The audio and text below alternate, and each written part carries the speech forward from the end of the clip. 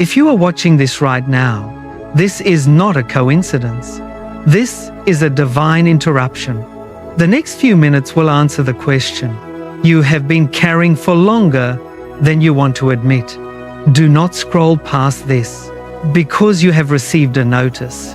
Not in the physical mail, not in a white envelope on your front porch, not in a digital message on your phone, but in your spirit, a quiet, heavy, persistent awareness that the case you thought was closed, the case concerning your destiny, your restoration, and your promise, is being called to order in the courts of heaven. Chosen one, someone is coming to you. A lawyer is coming, and he is coming because you have two open files, two contested promises, two inheritances that have been locked away under lock and key while you are sitting in the dark. And today, God is telling you, open immediately. Do not wait. Do not let the fear of another disappointment make you put this folder back in the drawer. Open the door of your heart immediately, because the courtroom is now in session. Let me ask you something, chosen one. Have you ever felt like your life was tied up in a legal battle you did not sign up for? A battle where you are not the one fighting, but you are the one feeling the weight of the court costs. You wake up at 2 a.m. Your chest feels tight. Your mind is racing. You look at the walls of your room and you feel the heavy pressure of a silent accusation. The whisper says, your time is up. The whisper says, you made too many mistakes in Act 1 of your life. The record is set. The judge has already made up his mind. You will always be the one who almost made it. The one who watched others step into their blessing while you remained in the hallway of the courthouse, waiting for your name to be called. And you have carried that accusation like a legal brief, a thick folder of evidence against yourself. You carry the memory of the doors that closed. You carry the names of the people who walked away. You carry the receipts of the investments that failed. And you look at that folder and you say, maybe the enemy is right. Maybe my case is closed. Maybe this silence from heaven is not preparation. Maybe it is the final verdict. Let us look at those two files the accuser has been using against you, because the accuser is a legalist. He does not just lie. He twists the facts to present a case. He points to two specific areas in your past, two folders that he keeps opening in your mind. The first folder is labeled the missed opportunity. The times you chose the wrong path, the years you spent in the wrong field, the connections you allowed to slip through your fingers. The accuser whispers, look at what you wasted. It can never be restored.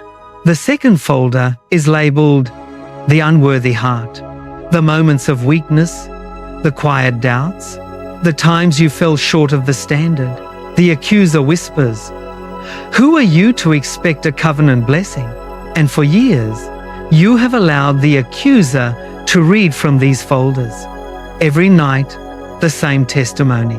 Every morning, the same cross-examination. But here is the divine turnaround. Your advocate has seized those files. He did not deny the facts. He did not say, you never failed. He did not say, you never made mistakes. Instead, he wrote a new legal brief over them, where the accuser wrote, failure. The advocate wrote, paid in full, where the accuser wrote, missed opportunity. The advocate wrote, preparation for a greater weight of glory. Your lawyer is using the very evidence the enemy brought to destroy you, to build the case for your restoration. But C.S. Lewis once wrote about this very feeling. He was a man who understood the intellectual weight of accusation. He knew what it was like to sit in the quiet rooms of Oxford and feel the cold, logical argument that God had forgotten him. Lewis wrote that the greatest trick of the accuser is not to make you commit a crime, but to make you believe that you are a criminal who has already been condemned. The accuser wants you to believe that the silence of the courtroom means the judge has walked out. But Lewis reminds us, the judge is silent because he is listening to the evidence. He is silent because the defense is presenting the case. And when the defense speaks, the courtroom falls silent. Chosen one, you have been sitting in that silence. You thought the silence was abandonment. You thought the silence was a sign of delay. But the silence was actually the quiet before the verdict. Because while you were weeping, and while you were wondering if you should settle for less, if you should settle for the mud pies of the world, a lawyer was stepping up to the bench on your behalf. Do you know who this lawyer is? The Bible calls him the advocate. The Greek word is parakletos, the one called to walk alongside you. A legal advocate, a defense attorney who does not charge a fee because the retainer has already been paid in blood.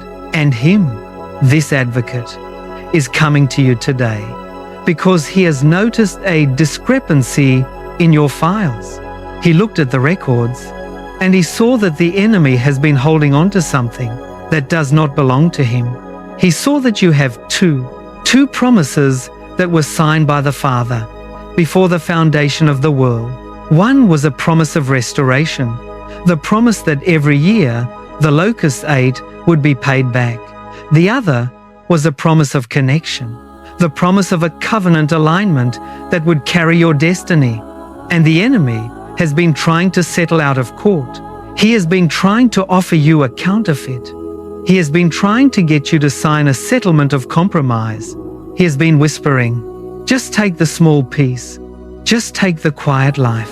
Just take the person who is close enough. Forget the double portion.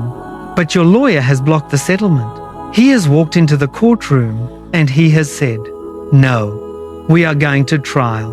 We are going to claim the full inheritance. Chosen one, the reason the pressure has been so intense lately, the reason the warfare around your mind has been so heavy, is because the enemy knows he is losing the case. He knows that the documents have been signed. He knows that the advocate has stepped in. And he is desperately trying to get you to drop the charges. He wants you to walk away from the field. He wants you to say, it is too hard. I do not want the double portion anymore. I just want the pain to stop. But the lawyer is telling you today, do not sign. Do not settle. Do not drop the case. Open the envelope of this word immediately. Read the terms of your covenant, because the advocate is about to present the final brief, and the verdict is going to be in your favor. If you can feel the truth of this word in your spirit, if you are ready to stand with your advocate and reject the counterfeit, I want you to make a declaration right now. Type, I am ready in the comments, not as an empty phrase, not to please an algorithm, but as a signature on the legal decree of heaven, a declaration that you are stepping into the courtroom of vindication, that you are ready to receive the two portions. Type, I am ready, and let the courtroom hear your signature. Now, let us step deeper into this courtroom. Why has the advocate intervened? Why did he block the enemy's attempt to settle this case quietly? Because he saw the two folders. Chosen one, the enemy did not just try to steal one thing from you. He went after two, and the advocate is here to reclaim both. The first folder is your spiritual authority, your voice, your confidence, and your calling. The enemy wanted to make you quiet. He wanted you to look at your past mistakes and say, I have no right to speak. I have no right to lead. I have no right to stand in the place God called me to. He wanted to seal that folder and label it closed due to insufficiency. The second folder is your alignment, the covenant relationship, the divine connections, and the community that was designed to support your destiny. The enemy wanted to isolate you. He wanted you to believe that you are destined to walk alone, that the people who were supposed to stand with you have all moved on, and that you are the only one left in the field. He tried to settle that case by offering you a compromise. I know how tired you are, chosen one. I know the weight of the years you have spent waiting. I know what it feels like to watch others receive their portion. You watch them walk down the aisle. You watch them build their homes. You watch them step into their promotions. And you look at your own hands and you see nothing but the dirt of the field. And the temptation to settle becomes almost unbearable. The voice of compromise whispers, just take what is in front of you. It is not the promise, but it is close enough. It is not the person you prayed for, but they are nice enough. It is not the calling you saw in the spirit, but it pays the bills. You begin to tell yourself, maybe I was too ambitious. Maybe I asked for too much. Maybe God only gives the double portion to the special ones, and I am just meant to survive in the background. This is the validation of your fatigue. It is real. It is heavy. And it is exactly what the enemy has been counting on. He has been waiting for the moment when your stamina runs out, because he knows that a tired chosen one will sign a bad contract just to make the pressure stop. But this is where we must listen to C.S. Lewis. In the middle of the 20th century, sitting in his quiet rooms at Oxford, Lewis observed the tragedy of the human heart. He was a man who had lived through the horrors of war. He knew what it was like to watch a generation lose its hope, to see people shrink their expectations of life until they were satisfied with mere survival. And in one of his most profound sermons, published in his book Times the Weight of Glory, Lewis wrote these words, "We are half-hearted creatures, fooling about with drink and sex and ambition, when infinite joy is offered to us, like an ignorant child who wants to go on making mud pies in a slum because he cannot imagine what is meant by the offer of a holiday at the sea. We are far too easily pleased." Read that sentence again in your spirit, chosen one. We are far too easily pleased. You think you are being patient by settling. You think you are being humble by accepting less than what God promised. But Lewis is reminding us that settling is not humility. It is blindness. It is the blind preference of a child who wants to stay in the mud of the slum, making little pies of dirt, because he has never seen the vast blue majesty of the ocean. The enemy has offered you mud pies. He has offered you a compromised peace. He has offered you a half-hearted relationship. He has offered you a quiet, insignificant life where you never have to step into your authority. And he has told you, be happy with this. This is all you get. But your advocate has looked at the contract of your destiny, and he has refused to let you sign. He has said, my chosen one is not going to spend their life in the slum. I've paid for a holiday at the sea. I've paid for the double portion, and I will not allow them to settle for the mud. Think about the difference between the slum and the sea. The slum is small, cramped, and noisy. It is a place where you have to fight for space, where you have to protect the little dirt you have. The mud pies feel safe because you can control them. You can shape them. You can predict them. But the ocean is limitless. It is vast, deep, and wild. You cannot control it. You cannot contain it. You can only step into it. And that is why you are afraid. You have spent so many years in the dry desert of waiting that the thought of the deep water scares you. You say, what if I drown? What if the blessing is too big for me to manage? What if I step out of the slum and lose the little comfort I have built? The enemy has used this fear. He has kept you looking down at the dirt, whispering that the slum is the only place you belong. But your advocate is telling you, lift up your eyes. The tide is coming in. The legal victory of heaven is not a small, quiet adjustment of your circumstances. It is a flood of vindication that will wash away the memory of the slum forever.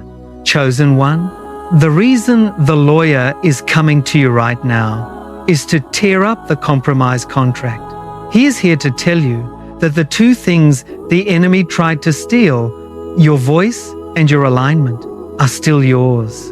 They are written into the covenant. They are sealed by the blood.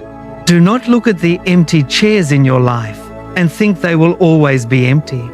Do not look at the silence of this season and think the story is over. The empty chairs are being reserved. The silence is a legal hold on your inheritance. Because when the verdict is read, you are not just getting a single portion.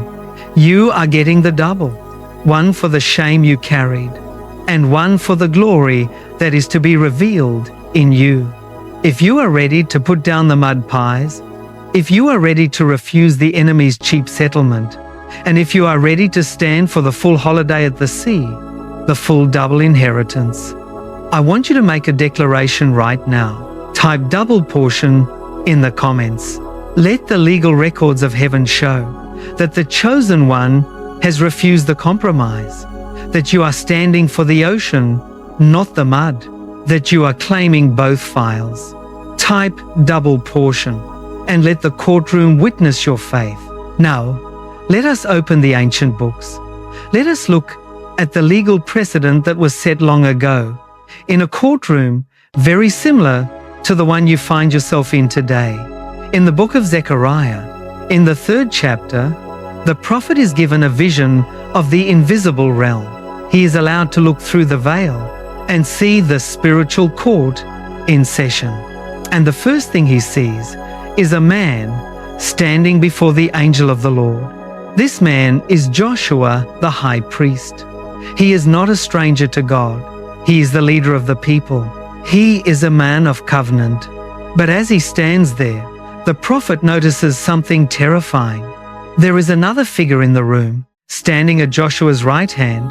The position reserved for the prosecuting attorney is Satan, the accuser. And he is not there to watch. He is there to accuse him. He is there to present a case. He is there to argue that Joshua has lost his right to stand in the presence of the king. And the tragedy is, when you look at Joshua, it seems like the accuser has won, because the scripture says that Joshua was dressed in filthy garments as he stood before the angel. Think about that image for a moment. Chosen one, the high priest, the one who is supposed to represent the holiness of the nation, is standing in the supreme court of heaven wearing dirty, soot-stained clothes. He has just come out of exile. He has just survived the fire of Babylon. His clothes smell of smoke.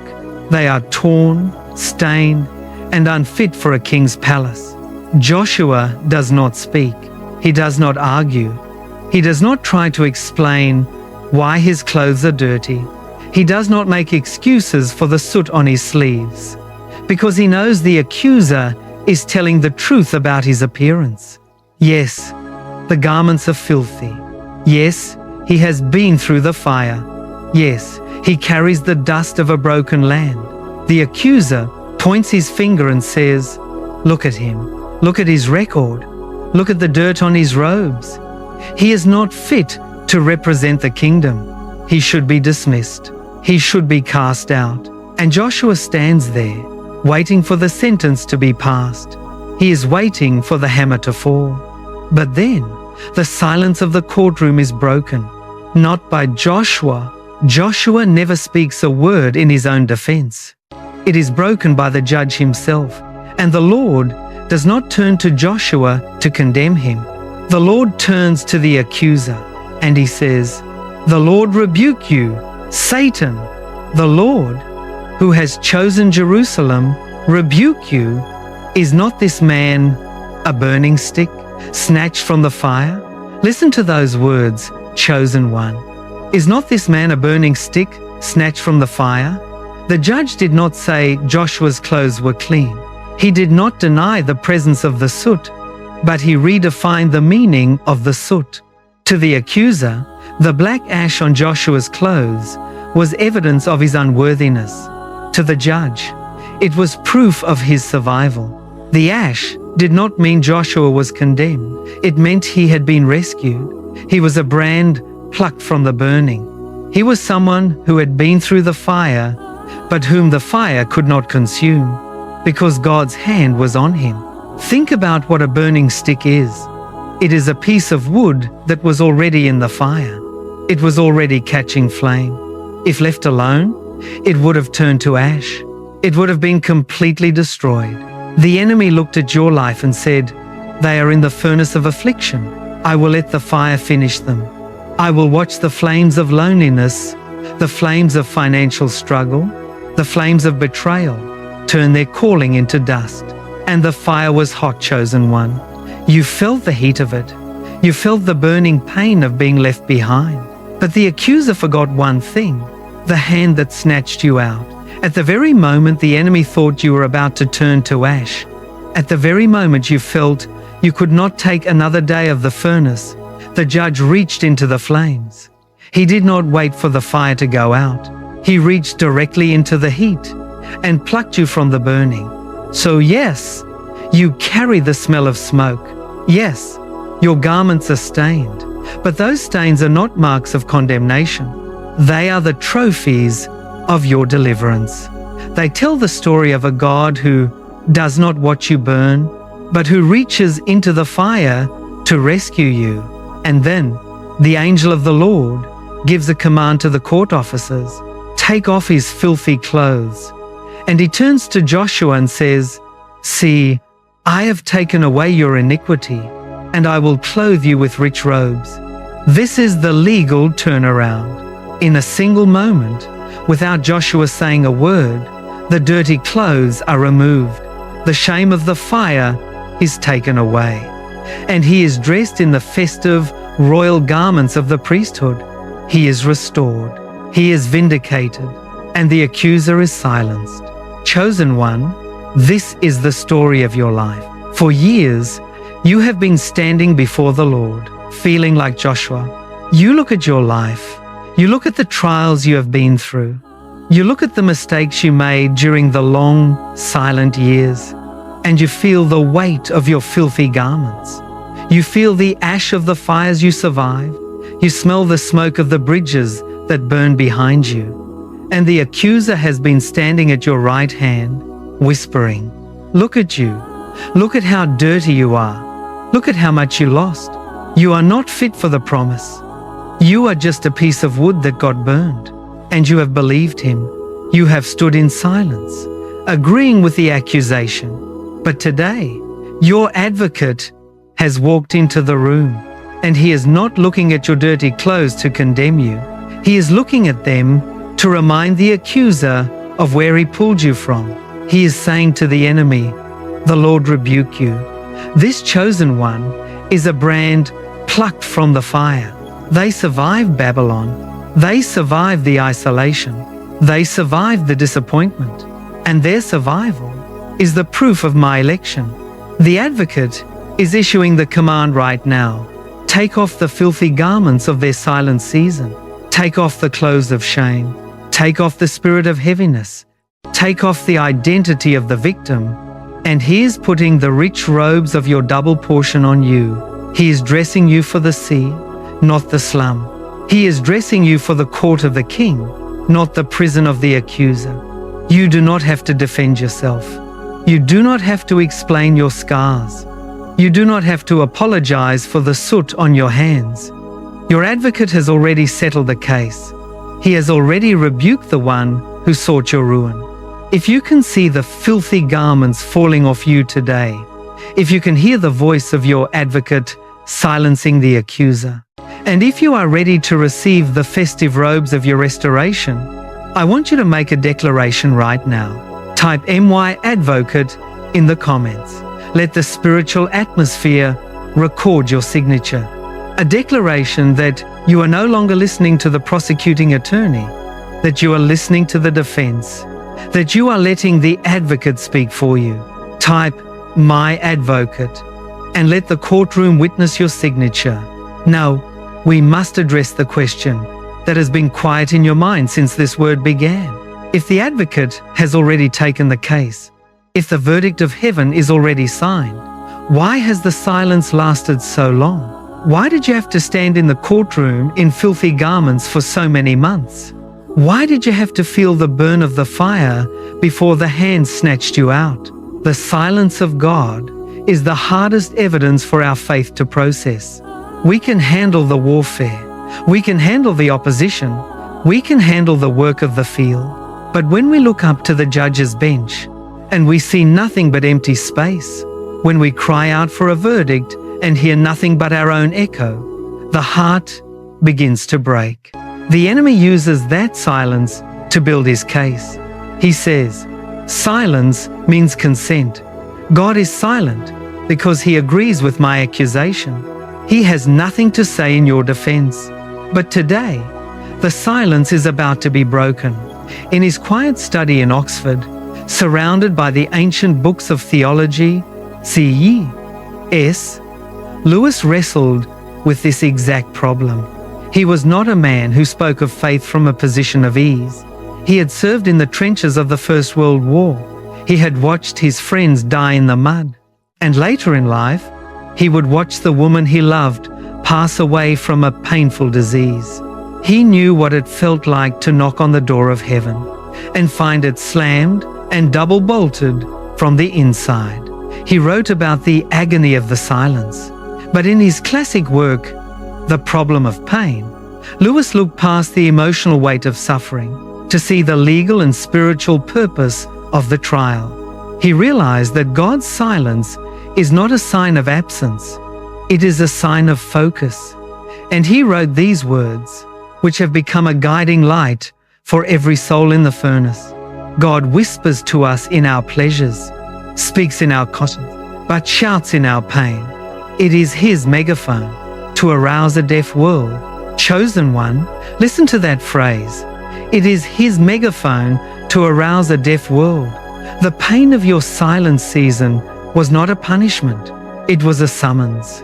It was the megaphone of God shouting in the middle of your life, arousing you from the comfort of the slum and calling you into the courtroom of your destiny. Before the pain came, you were content with the mud pies. You were content with a quiet, compromised life. You were asleep in the enemy's territory, accepting whatever crumbs fell from his table. But the pain woke you up. The trial made you look for a lawyer. The furnace made you realize that you could not survive without the advocate. The megaphone did not just arouse you, it aroused the spiritual world. When God shouts in your pain, the demonic realms are forced to pay attention. The angels are called to order. The courtroom of heaven is assembled. The very trial that made you feel forgotten was the mechanism God used to bring your case to trial. Think about the silence of a human courtroom. When the witness has finished speaking, when the lawyers have presented their final arguments, and when the jury is preparing to deliver the verdict, the courtroom falls completely quiet. The judge does not talk. The lawyers do not speak. The audience holds its breath. This is the silence of deliberation. You have been living in the silence of deliberation. You thought God was not listening, but he was writing. You thought the court was empty, but the advocate was preparing the final decree. The silence of this season was not the silence of abandonment. It was the silence of preparation. When a case is as significant as yours, the judge does not issue a simple one-sentence ruling. He writes a comprehensive decree. In the spiritual realm, there is a law of damages. If you have been unlawfully prosecuted, if the enemy has overstepped his authority, and if you have suffered in silence while keeping the faith, you are entitled to compensation. Your advocate has submitted a claim for damages. Every tear you cried in the quiet of your room was entered into the record. Every year you spent waiting in isolation, watching others get ahead while you stayed in the field, was documented as unlawful detention. The judge is writing the terms of your recovery.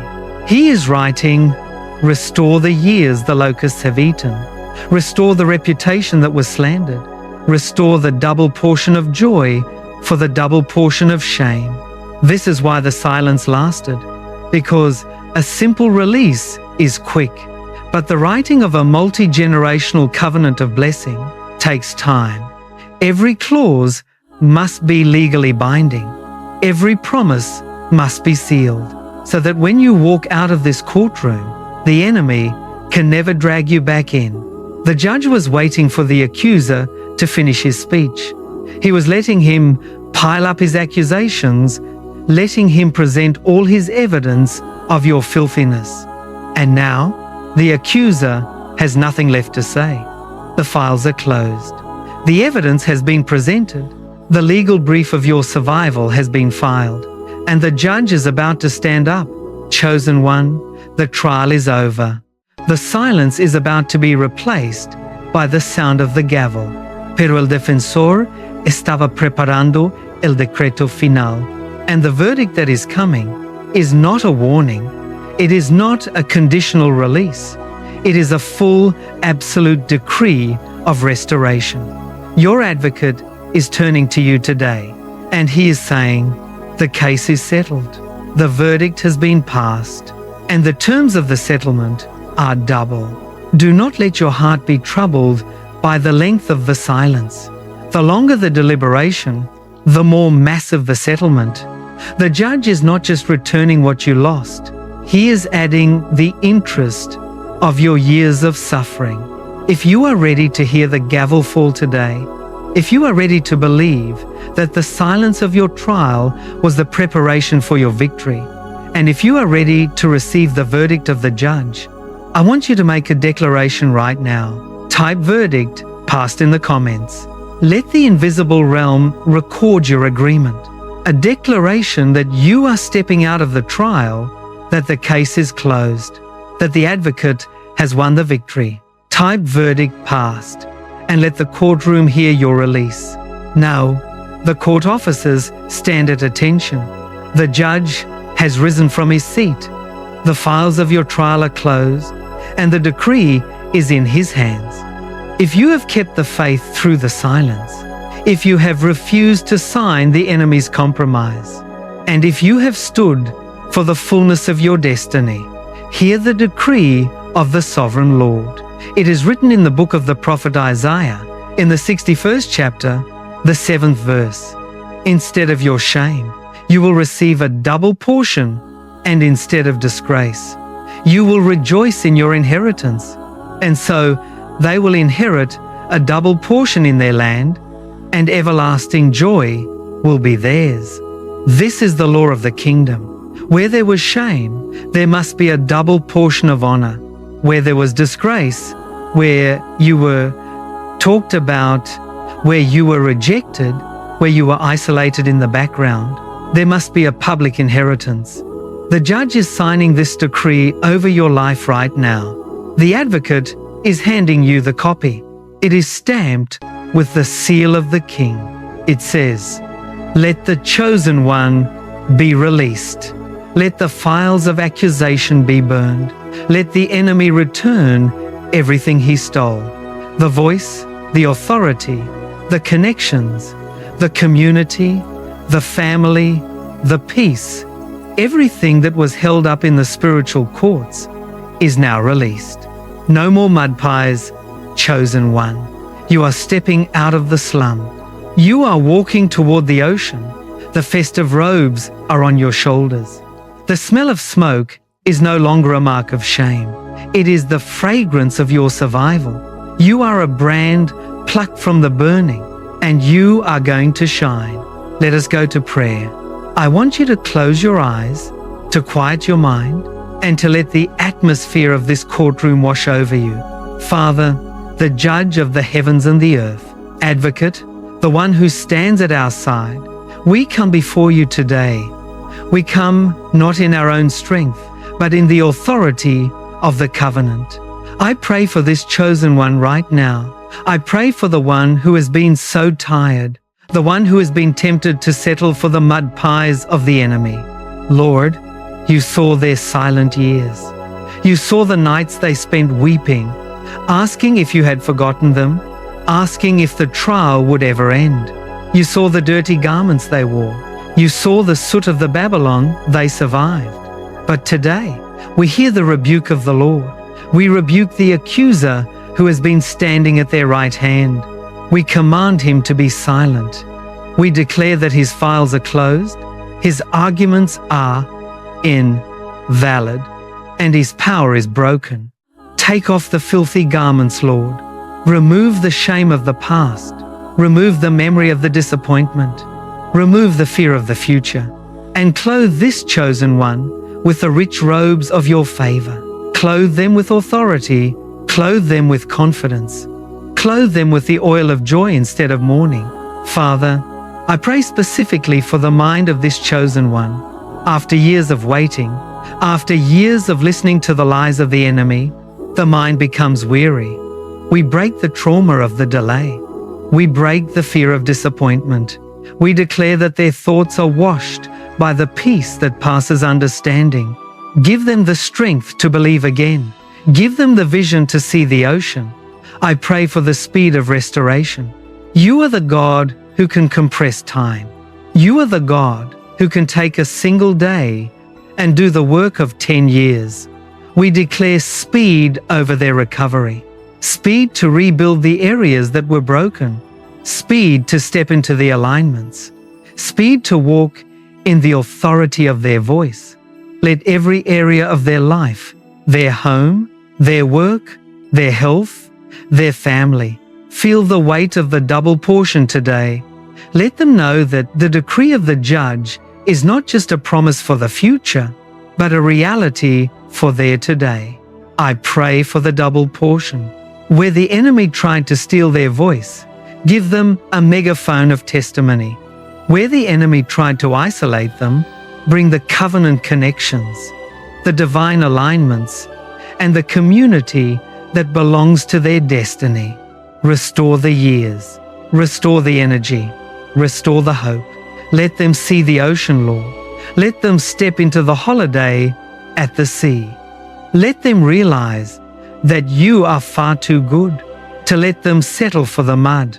It is settled. The verdict is signed. The decree is active. In the mighty name of Jesus, we declare it done. Amen. Chosen one, the court is dismissed. You are no longer on trial. You are no longer waiting for a decision. You are free. The advocate has won. The judge has spoken. And the inheritance is yours. If you are ready to walk out of the courtroom, if you are ready to leave the mud behind, and if you are ready to step into the double portion, I want you to make the final declaration. Type, I am ready in the comments.